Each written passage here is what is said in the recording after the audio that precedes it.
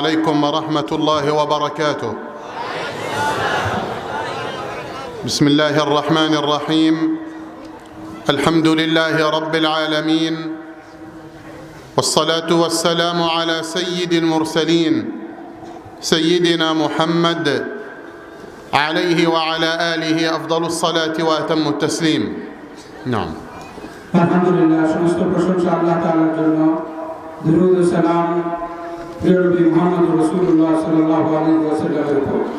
أسأل الله العظيم رب العرش العظيم আরশের মালিক আল্লাহ তাআলার কাছে প্রার্থনা করছি أن يجعل هذا الجمع جمعا مباركا، এই আজকের আমাদের একত্রিত হওয়াটা বরকতপূর্ণ আল্লাহ তাআলা করে দিন, وأن يجعل تفرقنا من بعده تفرقا معصوما، এবং আল্লাহ তাআলা আমাদের যে এখান থেকে আমরা পৃথক হয়ে ফিরে যাব মাসুম অবস্থায় ফিরে যাওয়ার তৌফিক দান করুন, وأن لا يجعل فينا شقيا ولا محروما، এবং আমাদের মধ্যে যেন কোনো বঞ্চিত লোক না থাকে, মাহরুম যেন আমরা বঞ্চিত কেউ না হই। اللهم أرنا الحق حقا وارزقنا اتباعه، হে আল্লাহ, আপনি আমাদেরকে হককে হক হিসেবে দেখার তৌফিক দান করেন, বাতিলকে বাতিল হিসেবে দেখার তৌফিক দান করেন, وأرنا الباطل باطلا وارزقنا اجتنابه، এবং বাতিলকে বাতিল হিসেবে দেখার তৌফিক দান করুন এবং আমাদেরকে তার উপর একত্রিত হওয়ার তৌফিক দান করুন। وإنا نحبكم في الله يا أهل بنغلاديش أجمعين. হে বাংলাদেশী লোকেরা, আপনাদের সবাইকে আমি ভালোবাসি। هذه السنة السابعة الذي نزورها আমি 7 বছর যাবত এই দেশে সফর করতেছি, لأننا أحببناها وأحببنا أهلها. কেননা বাংলাদেশের অধিবাসীকে আমি ভালোবাসি। نأتي للتواصي بالحق والتواصي بالصبر. সত্য প্রচার এবং পরস্পর ধৈর্য ধারণের আমরা পরস্পর আদেশ দিচ্ছি। يا أحباب الكرام، হে আমার প্রিয় ভাইরা, الدنيا زائلة، দুনিয়া ক্ষণস্থায়ী ধ্বংসশীল, الدنيا فانية. দুনিয়া ক্ষণস্থায়ী ধ্বংস হয়ে যাবে। أعوذ بالله من الشيطان الرجيم. বিতাড়িত শয়তান থেকে আমি আশ্রয় পাওয়া চাচ্ছি। اعلموا أنما الحياة الدنيا لعب ولهو وزينة وتفاخر بينكم. তুমি জেনে রাখো যে দুনিয়াটা হলো স্বাচ্ছন্দ্য এবং চাকচিক্যময়। وتفاخر بينكم وتكاثر في الأموال والأولاد. তাফাকুর বাইনাকুম, তোমাদের একে অপরের গর্বের বিষয় এবং সন্তান সন্ততি মালের আধিক্যের মধ্যে রয়েছে। كمثل غيث أعجب الكفار نباته. তার উদাহরণ এই একজনের মতো যেরকম কাফেরদেরকে তা ধ্বংস করে দিয়েছে। ثم يهيج فتراه مصفرا. অতঃপর ওই বীজ তা নরম হয়ে যায়, ধ্বংস করে দেয়। ثم يكون حطاما. ثم يكون حطاما. حطاما. حطاما তা লাকড়ির মতো হয়ে যায়। حطام. حطام গাছ। حطاما. نعم. وفي الآخرة عذاب شديد. আখিরাতে রয়েছে তাদের জন্য কঠিন শাস্তি, আযাব শাদীদ। ومغفرة من الله ورضوان. আল্লাহ তাআলার পক্ষ থেকে রয়েছে মাগফিরাত, ক্ষমা এবং সন্তুষ্টির রিদওয়ান। وما الحياة الدنيا إلا متاع الغرور. وما الحياة الدنيا، দুনিয়া জীবন মাতাউল গুরুর, ধোঁকা প্রপঞ্চনার জায়গা। هذه الدنيا এই হলো ভাই দুনিয়া, متاع এটা একটা পণ্য। غر الناس মানুষকে ধোঁকা দেয়, গারুর নাস, وألهى الناس আর মানুষকে প্রপঞ্চনায় ফেলে, وأبعد الناس আর মানুষকে দূরে সরিয়ে দেয় عن ربهم تبارك وتعالى. তার রব আল্লাহ তাআলা থেকে দূরে সরিয়ে দেয়। يا أحبابي، হে আমার প্রিয় ভাইরা, قال صلى الله عليه وسلم: নবী সাল্লাল্লাহু আলাইহি ওয়াসাল্লাম বলেন, لماذا لا يصلون على رسول الله؟ সবাই দরুদ শরীফ পড়ি সাল্লাল্লাহু আলাইহি ওয়াসাল্লাম। أهل بنغلاديش يحبون رسول الله. বাংলাদেশের লোকজন নবী সাল্লাল্লাহু আলাইহি ওয়াসাল্লামকে ভালোবাসে, তাই আমরা জোরে জোরে দরুদ পড়ি সাল্লাল্লাহু আলাইহি ওয়াসাল্লাম। نحبكم لأن عندكم عاطفة لرسول الله وللدين. আমি আপনাদের ভালোবাসি কারণ আপনারা নবী সাল্লাল্লাহু আলাইহি ওয়াসাল্লামের ভালোবাসা আপনাদের মধ্যে আছে। قال صلى الله عليه وسلم নবী করিম সাল্লাল্লাহু আলাইহি ওয়াসাল্লাম বলেন ما الدنيا في الآخرة. يشبه النبي عليه الصلاة والسلام الدنيا بالآخرة. আল্লাহ নবী সাল্লাল্লাহু আলাইহি ওয়াসাল্লাম বলেন যে আমরা দুনিয়া আখিরাতের জন্য ভালোবাসি, আখিরাতের তুলনায় দুনিয়া কি? إلا كما يدخل أحدكم أصبعه কেমন যেন কেউ কোনো লোক যদি তার আঙ্গুলকে প্রবেশ করায় في اليم البحر সমুদ্রের মধ্যে যদি কেউ আঙ্গুল প্রবেশ করায় ثم أخرجه অতঃপর যদি সমুদ্র থেকে তার হাত বের করে নেয়, ماذا أنقصت من البحر؟ এই আঙ্গুলের পানি কতটুকু কমবে সমুদ্রের মধ্যে ভাই? اسأل. সমুদ্রের অনেক পানি কমে যাবে নাকি ভাই? কতটুকু কমবে? জি ولا قطرة. কতটা চেয়ে ফুটার চেয়ে কম, ঠিক কিনা? ولا قطرة. তার চেয়ে আরো কম। هكذا نعيم الدنيا بالنسبة لنعيم الآخرة. এরকম ভাই ঠিক এরকমই যে আখিরাতের তুলনায় দুনিয়ার মূল্য, দুনিয়ার অবস্থা। الدنيا مع الجنة দুনিয়া হলো আখিরাতের তুলনায় تتشابه بالأسماء. تتشابه بالأسماء. মাছের মতো সাদৃশ্য। يوجد في الدنيا الدجاج، يوجد في الجنة الدجاج. দুনিয়াতেও যেরকম মুরগি দাজার পাওয়া যায় আখিরাতেও সেরকম পাওয়া যাবে। يوجد في الدنيا الفاكهة، يوجد في الآخرة الفاكهة. দুনিয়ার মধ্যে ফল ফ্রুট আছে, আখিরাতেও এরকম ফল ফ্রুট পাওয়া যাবে। لكن الحقيقة কিন্তু বাস্তবতা হলো كما بين السماء والأرض. এই দুইটার মধ্যে পার্থক্য হলো আসমান এবং জমিনের মধ্যে যে পার্থক্য, আর দুনিয়া এবং আখিরাতের ফল এবং মাছ মুরগির মধ্যে এরকম পার্থক্য। في الدنيا يوجد رمان. দুনিয়াতে আনার পাওয়া যায়, রুম্মান। أهل بنغلاديش يحبون الرمان. বাংলাদেশ আমরা আনার এগুলা ডালিম পছন্দ করি কিনা? ها؟ يوجد الرمان. ডালিম আনার পাওয়া যায় না বাংলাদেশে? والجنة يوجد رمان. জান্নাতের মধ্যে এরকম আনার পাওয়া যায়। قال عليه الصلاة والسلام সবাই সাল্লাল্লাহু আলাইহি ওয়াসাল্লাম বলি حبة رمان في الجنة. حبة আনার যে আছে একটা দানা في الجنة. জান্নাতের মধ্যে يقوم عليها 100 من الرجال. 100 লোক এটা নিয়ে দাঁড়াবে। قال عليه الصلاة والسلام নবী সাল্লাল্লাহু আলাইহি ওয়াসাল্লাম বলেন يوجد في الدنيا عنب. أهل بنغلاديش يحبون العنب. দুনিয়াতে এরকম আনার পাওয়া যায় কিনা? يوجد. ইউজেদ। وفي الجنة يوجد العنب. জান্নাতের মধ্যে এরকম আনার পাওয়া যায় কিনা?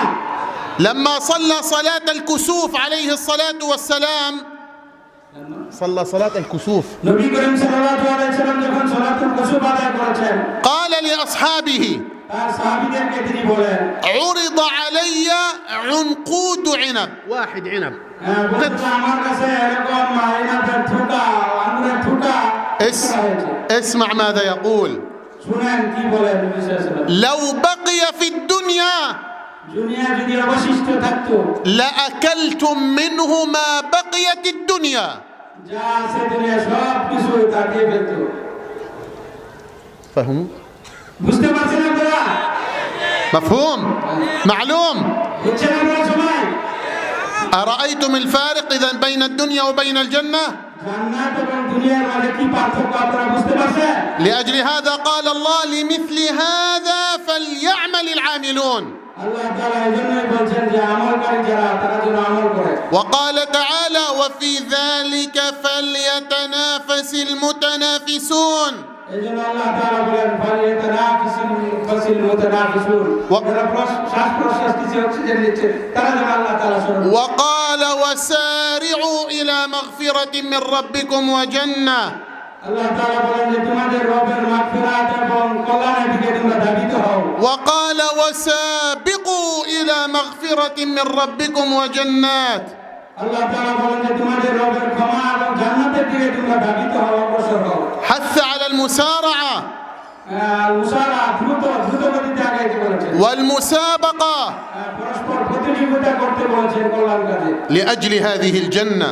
এই জান্নাতের জন্য সবাইকে প্রতিযোগিতা করতে বলেছেন। وقال عليه الصلاة والسلام নবী করিম সাল্লাল্লাহু আলাইহি ওয়াসাল্লাম বলেন قال الله عز وجل আল্লাহ তাআলা বলেন أعددت لعبادي الصالحين আমি আমার সৎ বান্দাদের জন্য প্রস্তুত করেছি ما لا عين رأت কোন চক্ষু যা দেখেনি ولا أذن سمعت কোন কান কোন শ্রবণ শক্তি তা কখনোই শুনে নাই ولا خطر على قلب بشر কোন মানুষের হৃদয়ে এটা উদ্ভাব হয় নাই কখনো জাগেও নাই فينبغي بذل الجهد لدخول هذه الجنة এই জান্নাতে ঢোকার জন্য অবশ্যই আমাদের চেষ্টা করা উচিত يا أحبابي হে আমার প্রিয় ভাইরা يا إخواني হে আমার ভাইরা نحن في هذه الدنيا ضيوف আমরা এই দুনিয়ায় মেহমান হিসেবে দুইয়ুব হিসেবে এসেছি كم سنعيش আমরা কত বছর এখানে বাঁচবো ভাই 50 50 বছর 60 60 বছর 100 100 বছর ثم بعد ذلك আমরা কত বছর এই দুনিয়াতে বসবাস الموت মৃত্যু আমাদের هناك الحياة الدائمة আর মৃত্যুর পরে আখিরাতে এটা চিরস্থায়ী জীবন আমাদের إما في جنة وإما في نار মৃত্যুর পর হয়তো আমরা জান্নাতবাসী অথবা জাহান্নামবাসী ولذلك الكافر يوم القيامة ماذا يقول এইজন্য কিয়ামতের দিন কাফেরবাসী কাফের জাহান্নামী তারা কি বলবে عندما يؤتى بجهنم أمام الخلائق যখন সৃষ্টির সামনে জাহান্নামকে নিয়ে আসা হবে يجرون جهنم الملائكة ফেরেশতারা তাকে টাইনা জাহান্নামের দিকে নিয়ে যাবে فيراها الناس লোকজন তা দেখবে ويراها الأنبياء নবী আলাইহিস সালাতু ওয়াস সালাম তা দেখবেন فيفزعون جميعا সবাই ভয় পেয়ে যাবে ويخافون جميعا সকলে ভীত সন্ত্রস্ত ভয়ঙ্কর ভয় পাবে والأنبياء جميعا يقولون اللهم سلم سلم সমস্ত নবীরা বলবে হে আল্লাহ সাল্লিম আমাদেরকে নিরাপদ রাখুন আমাদেরকে নিরাপদ রাখুন قال تعالى وجاء ربك والملك صفا صفا আল্লাহ তাআলা বলেন ওয়াজা ওই দিন ফেরেশতারা আসবে এবং সবাই কাতারে কাতারে সফন সফা কাতারে কাতারে وجيء يومئذ بجهنم ওয়াজিয়া ইয়াউমাইদিন বিজাহান্নাম জাহান্নামকে মানুষের সামনে সম্মুখে নিয়ে আসা হবে يومئذ يتذكر الإنسان আল্লাহু আকবার ইয়াউমাইদিন ইয়াতাযাক্কারুল ইনসান তখন মানুষ উপদেশ গ্রহণ করবে وأنى له الذكرى ওয়ান্না লাহু যিকরা এই উপদেশ তার কোনো উপকার আসবে না কাজে আসবে না يقول يا ليتني قدمت لحياتي তারা বলবে হায় আফসোস আমার জীবনে যদি আমি কিছু সৎ কাজ নেক কাজ করবে আগে প্রেরণ করে দিতাম পাঠাইতাম عندنا حياتان حياة التي سبقت والحياة التي تأتي أيهما يقصد আমাদের দুইটা জীবন একটা হলো পিছনে চলে গেছে আরেকটা সামনে আসতেছে কোনটা উত্তম اسأل কোনটা পিছনে না সামনেটা কোনটা বলেন ভাই আবার বলেন সামনে الذي ياتي القادمة القادمه يا ليتني قدمت لحياتي তারা বলবে ইয়া লাইতানি কদ্দামতু লিহায়াতি হায় আফসোস আমি আমার জীবনের জন্য যদি অগ্রে কোনো সৎ কাজ প্রেরণ করতাম ভালো কাজ إذن هناك الحياة সেখানে আমরা জীবন চাইবো ليس هنا الحياة এইখানে জীবন যেটা এটা তার বাকি থাকবে না هنا نحن ممر আর আমরা সেখানে অতিক্রম করে সেখানে চলে যাব الآخرة دار المستقر আখিরাত হলো চিরস্থায়ী বাসস্থান نحن الآن في امتحان আমরা এখন একটা পরীক্ষার মধ্যে আছি نحن جميعا الآن جلوس في قاعة الامتحان আমরা সবাই এখন পরীক্ষার হলের মধ্যে বসে আছি تعرفون الطلاب عندما يكون في امتحان يكون جلوس ويجيب في أسئلته দেখেন আপনাদের ছাত্ররা যখন পরীক্ষার হলের মধ্যে তারা প্রশ্নের উত্তর দেয় কথা ঠিক কিনা نحن الآن في هذا الامتحان আমরা এখন এরকম পরীক্ষার হলের মধ্যে আছি من مات আর যে মৃত্যুবরণ করেছে انتهى اختباره তার পরীক্ষা শেষ হয়ে গেছে طب ما هي نتيجته এই পরীক্ষা যে দিল তার ফলাফল কি يوم القيامة কিয়ামতের দিন সে ফলাফল পাবে إما إلى جنة وإما إلى نار হয়তো সে জান্নাতবাসী হবে না হয়তো সে জাহান্নামবাসী হবে কথা ঠিক কিনা لو أن طالب بيننا الآن لو أن طالب بيننا এখন যদি কোনো পরীক্ষার্থী শিক্ষার্থী عنده غدا امتحان তার আগামীকাল তার পরীক্ষা হবে আগামীকাল তার وقيل له سيأتي السؤال كذا وسيأتي سؤال كذا وسيأتي سؤال كذا তাকে যদি বলে দেওয়া হয় যে আগামীকালকে যে পরীক্ষা হবে তার প্রশ্ন এরকম হবে, প্রশ্ন এরকম হবে, তার প্রশ্ন দিয়ে পাস করে দেওয়া হয়, سيفرح أليس كذلك؟ সে প্রশ্ন আগে দিয়ে দিলে সে খুশি হবে কিনা বলেন? لأنه سربت له أسئلة. কেননা তার কাছে প্রশ্ন পাস করে দেওয়া হয়েছে আগে থেকে। نحن الآن في امتحان أليس كذلك؟ আমরা এখন পরীক্ষার হলে আছি, সামনে পরীক্ষা দিব, কথা ঠিক কিনা? والنبي عليه الصلاة والسلام আর নবী সাল্লাল্লাহু আলাইহি ওয়াসাল্লাম سرب لنا أسئلة الآخرة. আখিরাতের প্রশ্ন আমাদেরকে পাস করে দিয়েছেন, কথা ঠিক কিনা? والعجيب جل الخلائق يرسبون في الامتحان. কিন্তু আশ্চর্যের বিষয় হলো অধিকাংশ লোক এই পরীক্ষার মধ্যে ফেল করবে। في القبر ما هي الأسئلة؟ سربت. যে প্রশ্ন পাস করে দেওয়া হয়েছে কবরের মধ্যে, সেই প্রশ্ন কি? اسأل ما هي الأسئلة في القبر؟ কবরে কি প্রশ্ন করবে বলেন দেখি আপনারা? أحسنتم. من ربك وما دينك وما هذا الرجل الذي بعث فيكم؟ سربت. যে প্রশ্ন পাস করে দেওয়া হয়েছে উনি শুনে আপনারা পাচ্ছেন, খুব খুশি হয়েছে, বলেন যে মান রব্ব, তোমার নবীকে, ওমা দিন, তোমার ধর্ম কি, ওমান হাজার রাজুল, নবী সাল্লাল্লাহু আলাইহি ওয়াসাল্লামকে দেখিয়ে বলা হবে এই লোকটিকে। طيب يوم القيامة ما هي الأسئلة؟ কিয়ামতের দিন কি প্রশ্ন করা হবে? اسأل. বলেন দেখি সবাই। لا هذا في قبر. من ربك في القبر. في القيامة أمام الله ما هي الأسئلة؟ আল্লাহ তাআলার সামনে হাসরের দিন কি প্রশ্ন করা হবে? نعم. لا تزول قدم عبد يوم القيامة কিয়ামতের দিন কোন বান্দা তার পা একটু আগাইতে পারবে না حتى يسأل عن أربع. যতক্ষণ না পর্যন্ত চারটি প্রশ্ন তাকে না করা হবে। চারটি প্রশ্নের উত্তর। عن عمره فيما أفناه. এক নম্বর প্রশ্ন হলো তার বয়স, সে কিভাবে বয়সকে অতিবাহিত করেছে। وعن شبابه فيما أبلاه. আর তার যৌবনকাল সে কিভাবে অতিবাহিত করেছে। وعن ماله তার টাকা পয়সা কোথায় সে খরচ করেছে। من أين اكتسبه وفيما أنفقه. সে টাকা পয়সা কোত্থেকে উপার্জন করেছে এবং কোথায় খরচ করেছে। وعن علمه ماذا فعل به. সে যে জ্ঞান এলম শিক্ষা করেছে, এই এলম দিয়ে কি উপকার করেছে, সে এলম কোন কাজে লাগিয়েছে। هذه أربعة. এই চারটা প্রশ্ন قال عليه الصلاة والسلام নবী সাল্লাল্লাহু আলাইহি ওয়াসাল্লাম বলেন, أول ما يحاسب عليه العبد يوم القيامة. حديث آخر. অন্য হাদিসে আছে কিয়ামতের দিন হিসাব নেওয়া হবে। أول ما يحاسب عليه العبد يوم القيامة কিয়ামতের দিন সর্বপ্রথম বান্দার হিসাব নেওয়া হবে الصلاة. নামাজ সম্পর্কে। আসসালাম। فإن صلحت صلح سائر عمله নামাজ যদি ঠিক হয়ে যায় তাহলে তার সকল আমল ঠিক হয়ে যাবে। وإن فسدت فسد سائر عمله. আর নামাজ যদি নষ্ট হয়ে যায়, ব্যাঠিক হয়ে যায়, তার সমস্ত আমল ব্যাঠিক হয়ে যাবে। قال عليه الصلاة والسلام حديث آخر অন্য হাদিসে নবী সাল্লাল্লাহু আলাইহি ওয়াসাল্লাম বলেন, كلكم راع তোমরা প্রত্যেকেই রায় রাখার দায়িত্বশীল। وكلكم مسؤول عن رعيته. তোমাদের প্রত্যেকেই তার দায়িত্ব সম্পর্কে জিজ্ঞাসিত হবে, জিজ্ঞাসা করা। فالإمام الحاكم ইমাম যে রাজা, বাদশা, শাসক, راع সে জিজ্ঞাসিত হবে, দায়িত্বশীল সে। وهو مسؤول عن رعيته. সে তার দায়িত্ব সম্পর্কে জিজ্ঞাসিত হবে। الحكام سيسألون عن الشعوب আর যারা শাসক আছেন তাদেরকেও তাদের দায়িত্ব সম্পর্কে জিজ্ঞাসা করা হবে। وسيحاسبون عن الشعوب. জাতি সম্পর্কে, জনগণ সম্পর্কে সে কি বিচার করেছে এটাও তাকে জিজ্ঞাসা করা হবে। عمر بن الخطاب رضي الله عنه উনি বলেন যে ওমর ইবনে খাত্তাব রাদিয়াল্লাহু আনহু يقول لو تعثرت دابة على نهر دجلة في العراق বলেন যে কোনো একটা চতুষ্পদ জানি যদি দিজলা ইরাকের নদীর পাড়ে থাকে, لخشيت আমি তার ব্যাপারে ভয় করছি أن يحاسبني الله عنها.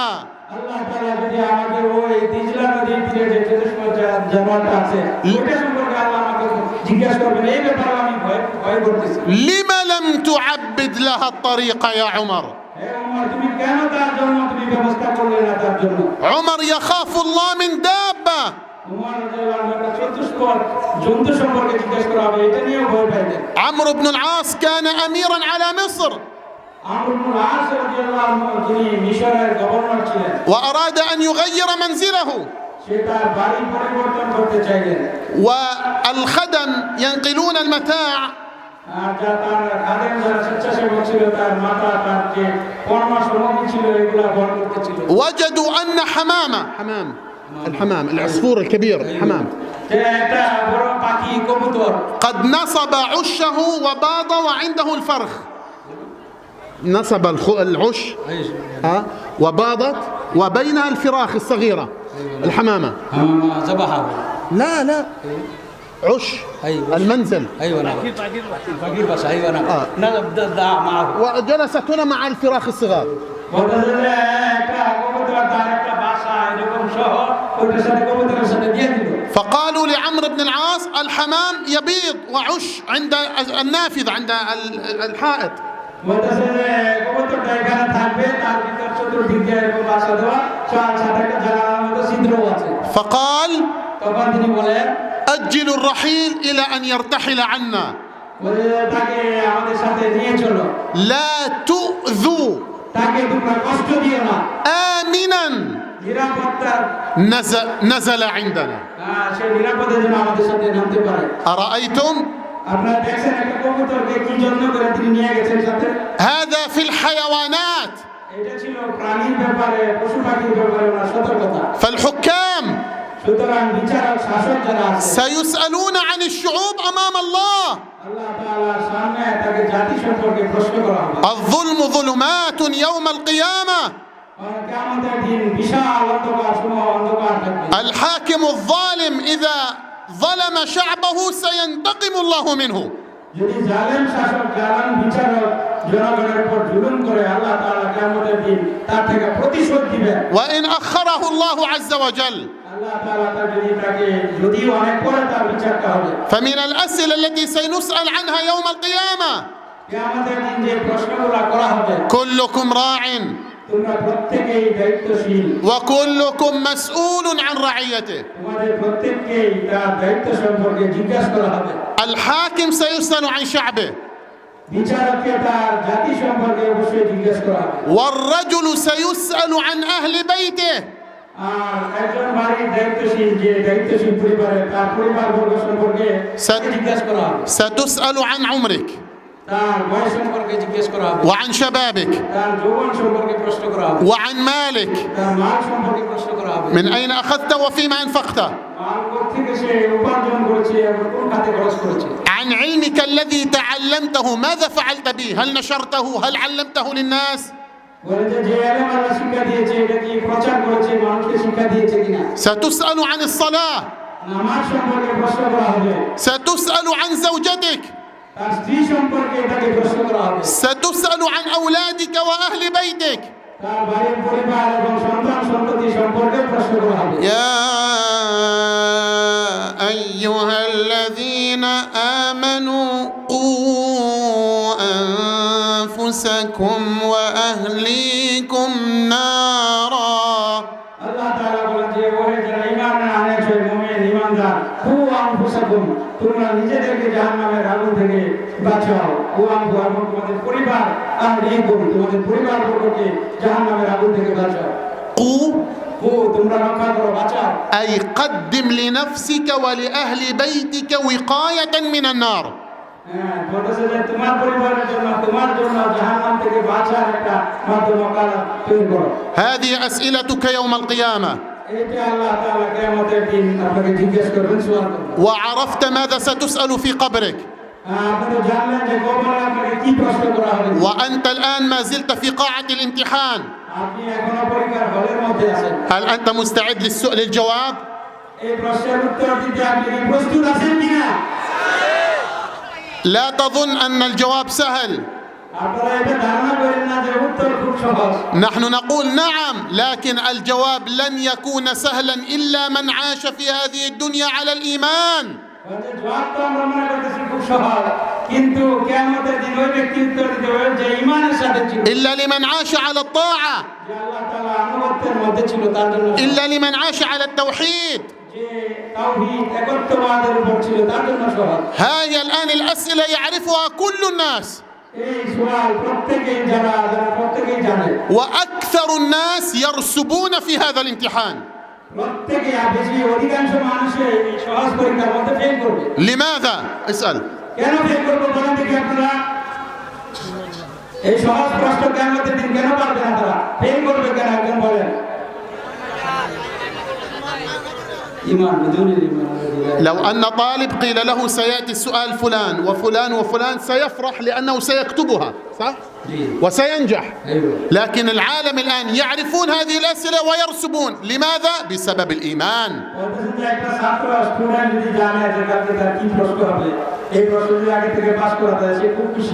কিন্তু এইখানে প্রশ্ন জানার পরেও তারপরে ফেল করতেছে কেন?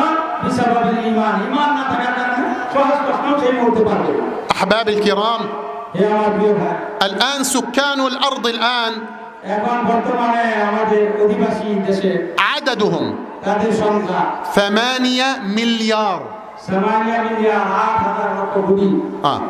من 8 مليار 6 مليار غير مسلم এখানে 6,000 কোটি মানুষই হলো গায়র মুসলিম, على غير التوحيد، তাদের কাছে কোনো একত্ববাদ ঈমান নাই, على غير الإيمان. তারা ঈমান ছাড়া বেঈমান। أرأيتم 6 مليار سيرسبون بالامتحان এই 6,000 লক্ষ বিলিয়ন কোটি লোক পরীক্ষার মধ্যে ফেল করবে ঈমান না থাকার কারণে। لأنهم على غير الإيمان. আর যাদের ঈমান আছে তারা পাস করবে। وبقي عندنا 2 مليار مسلم. মাত্র 2 কোটি বিলিয়ন লোক এই বিলিয়ন লোক পরীক্ষার মধ্যে পাস করবে। مفهوم؟ معلوم؟ আপনারা কথা বুঝতেছেন? وهؤلاء 2 مليار مسلم لو أننا نظرنا إليهم نجد أن أكثرهم على غير التوحيد. 8,000 কোটি বিলিয়নের মধ্যে 2,000 লোক জান্নাতে যাবে আর মুসলমান ঈমানদার হওয়ার কারণে, আর বাকিরা সবাই পরীক্ষায় ফেল করবে, জাহান্নামে হবে। কি কারণে? তাদের ঈমান না থাকার কারণে। هو يقول مسلم আর তারা ছিল গায়র মুসলিম, لكنه على غير التوحيد. আর কিছু মুসলমান আছে যে তারা মুসলমান কিন্তু একত্ববাদ তাদের কাছে আল্লাহর একত্ববাদের নাই। يدعو غير الله، তারা আল্লাহ ছাড়া অন্য কারো কাছে চায়, يستغيث بغير الله، আল্লাহ ছাড়া অন্য কারো কাছে সাহায্য চায়। يطوف حول القبور، তারা কবরের পাশে পূজা করে, তওয়াফ করে, يذبح لغير الله. আল্লাহর নাম ছাড়া অন্য কারো নামে তারা জবাই করে। هل هذا توحيد؟ এটা কি একত্ববাদ বলেন? التوحيد التوحيد الذبح لله. তাওহীদ হলো আল্লাহর নামে কুরবানি করা, জবাই করা। কথা ঠিক কি না? إذا ذبحنا نذبح لمن؟ আমরা যখন জবাই করব কার জন্য জবাই করব? إذا دعونا ندعو من؟ আমরা যখন দোয়া করি কার কাছে দোয়া করব? إذا صلينا نصلي لمن؟ আমরা যখন নামাজ পড়ি কার জন্য নামাজ পড়ব ভাই? هذا هو التوحيد، এইটাই হলো একত্ববাদ, তাওহীদ। هذا هو الإيمان এইটাই হলো ঈমান। الذي أرسل الله الرسل لأجله আল্লাহ রাসূল সাল্লাল্লাহু আলাইহি ওয়াসাল্লামকে এই তাওহীদের জন্য পাঠিয়েছেন। وأنزل الكتب لأجله আল্লাহ তাআলা কিতাবসমূহ নাযিল করেছেন এই একত্ববাদের জন্যই। وخلق الخلق لأجله.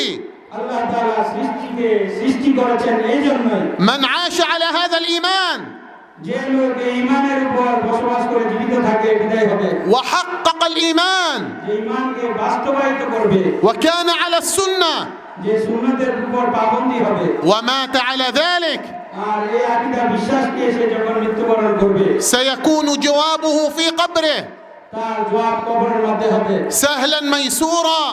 অতি সহজ, অনেক সহজে সে উত্তর পাবে কবরে। ربي الله، সে বলবে রব্বি আল্লাহ, ديني الإسلام، আমার ধর্ম ইসলাম, محمد النبي عليه الصلاة والسلام. মুহাম্মদ সাল্লাল্লাহু আলাইহি ওয়াসাল্লাম আমার নবী। وسيكون الجواب سهلا ميسورا أمام الله আল্লাহ তাআলার সামনে তার উত্তর অতি সহজ হবে।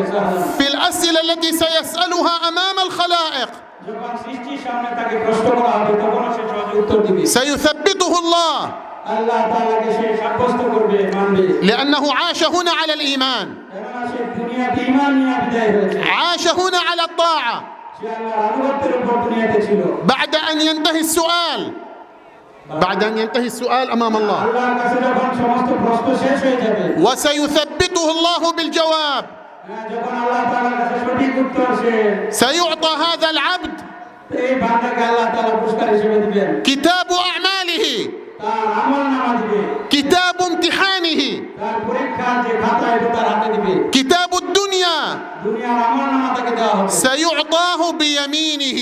তার ডান হাতে আমলনামা দেওয়া হবে। বলেন সুবহানাল্লাহ। ثم يأتي إلى الناس في أرض المحشر তখন সে মানুষের কাছে সম্মুখে আসবে, জনসম্মুখে فرحا مسرورا فرحا مسرورا সে অনেক আনন্দিত উল্লাসিত অবস্থায় আসবে।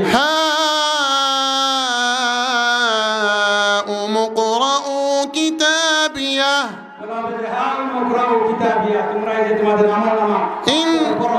إني ظننت أني ملاق حسابيه আমি ধারণা করেছি যে মুলাকিন হিসাবি আমার বিচার আমার যে হিসাব আছে তার আমি সম্মুখীন সাক্ষাৎ হবে। فهو في عيشة راضية فهو في عيشة راضية সে থাকবে সুখময় বাসস্থানে জায়গায়। في جنة عالية সুউচ্চ মহান জান্নাতের মধ্যে সে থাকবে। قطوفها دانية قطوفها قطوف القطف الثمار دانية قريبة منه كلوا واشربوا هنيئا بما أسلفتم في الأيام الخالية يعني الدنيا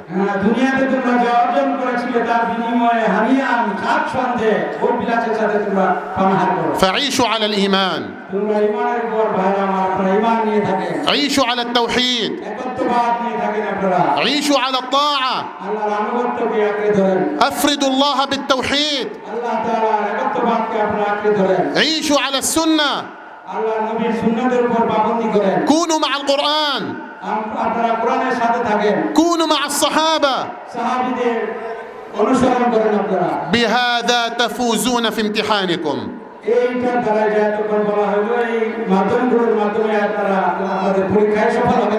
مستعدين إن شاء الله أنا فرح معكم ولكن نحن عندنا موعد آخر أنا أرغب أن أبقى معكم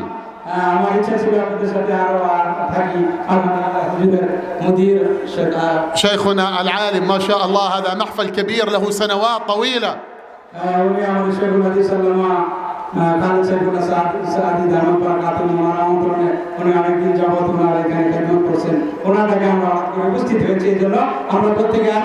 نسأل الله أن يبارك في هذه المدرسة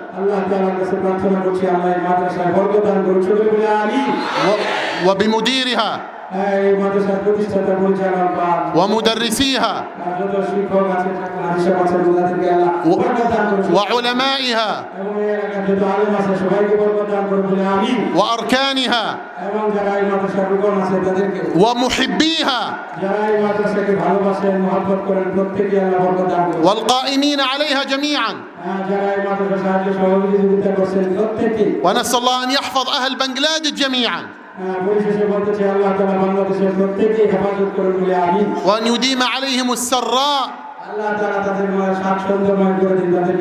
وأن يحفظهم من الضراء وأن يجعلهم إخوة متحابين على الخير متعاونين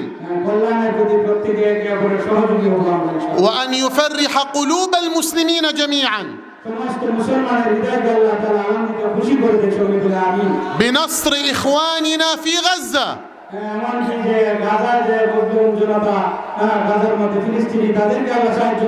وأن يفرح قلوبنا أجمعين بهلاك اليهود ومن والاهم يا رب العالمين.